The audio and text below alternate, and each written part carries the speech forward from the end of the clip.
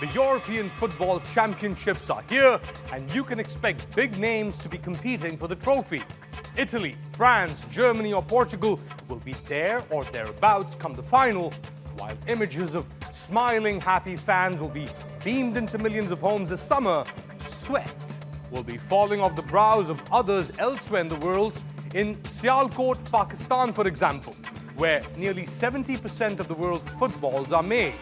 We're decoding the Pakistan-made Euro 2020 football used in the competition and sold around the world.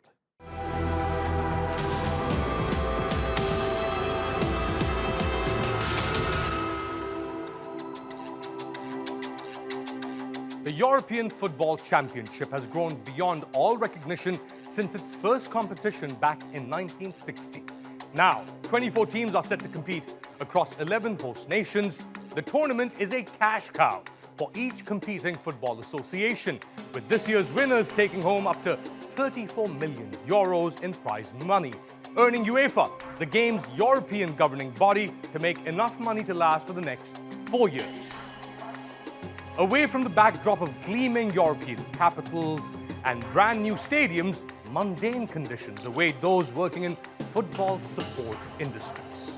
Located in northeast Pakistan, Sialkot is renowned for its medical and sporting manufacturing industries. Pakistan's national sport is hockey, yet its football products are shipped to nearly 60 brands across 40 countries. The city of Sialkot employs 400,000 people across its export sector and a further 100,000 people in other jobs linked to industries elsewhere in Pakistan.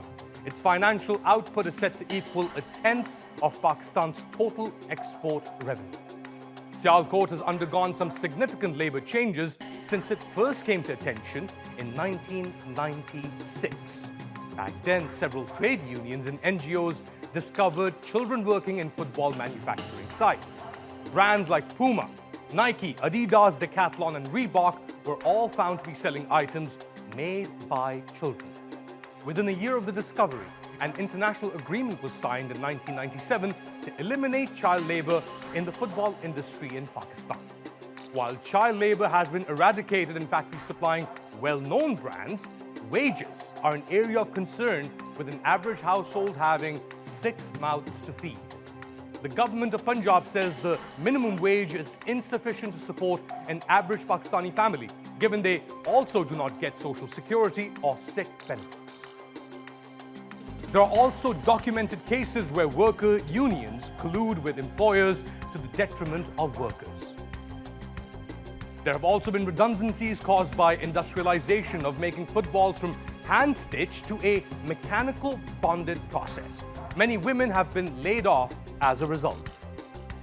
But corporate governance by big brands has seen big improvements. The makers of the Euro Championship ball, Adidas, has set up its own monitoring mechanism to investigate potential labor law violations. It also conducts regular worker satisfaction surveys and has a hotline available to all workers who can lodge complaints directly to headquarters. It's also investing in a program to retrain particularly vulnerable workers who've been laid off due to technological advances. How do we know all this? Well, because the German government has checked to see if German companies are operating ethically in Pakistan. So, the big brands have had a positive impact, but outside their corporate jurisdiction, children still continue to produce footballs in Pakistan's Punjab region. And if Western governments of invested brands are not checking to see who is employed by them, enforcing legislation at the local level will be difficult, despite the best efforts of players kicking footballs in the fields made in Sialkot. Let us know what you think on our YouTube page. I'm on Twitter at Ali_Mustafa.